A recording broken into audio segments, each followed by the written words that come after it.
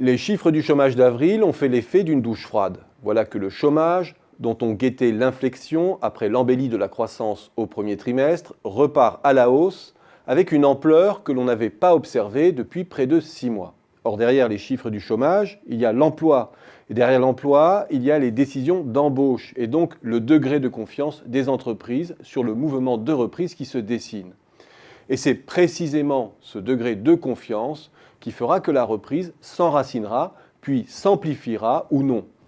Faut-il alors s'alarmer du chiffre d'avril? D'autant que ce dernier chiffre n'est pas isolé et que les 2 mois précédents avaient déjà déçu. Je vais évacuer ici très vite l'argument le plus souvent avancé et que reprend le gouvernement, celui des délais d'ajustement de l'emploi et du chômage à la croissance.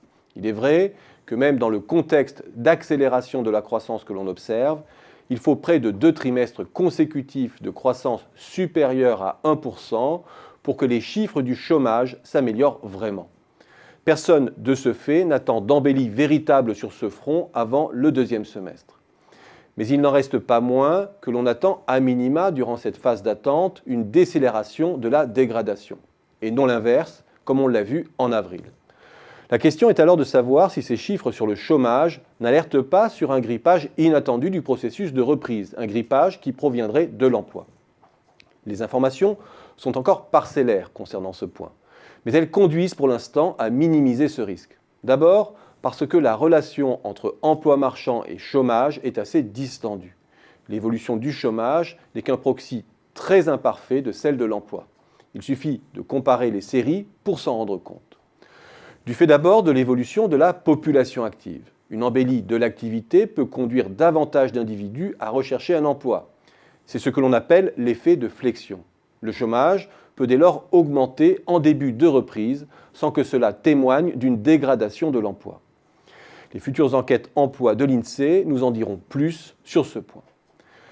Elles peuvent être distendues aussi du fait des dispositifs d'emploi aidé.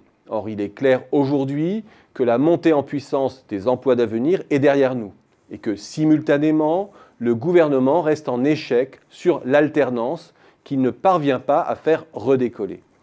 Ce timing de la politique de l'emploi participe à la dégradation de la statistique du chômage sans signifier pour autant que les entreprises douteraient de la reprise. Il faut aussi évoquer l'anticipation du faible nombre de jours ouvrés en mai du fait du nombre de jours fériés hors week-end. Il se peut dès lors que les entreprises aient été peu enclines à renouveler des CDD courts en avril dans la perspective de ce trou d'air des jours ouvrables. Ce qui rassure alors, c'est que les intentions d'embauche à plus d'1 mois sont sur une pente ascendante et une remontée des embauches de plus d'1 mois est normalement un signe précurseur d'une meilleure tenue de l'emploi dans les mois à venir.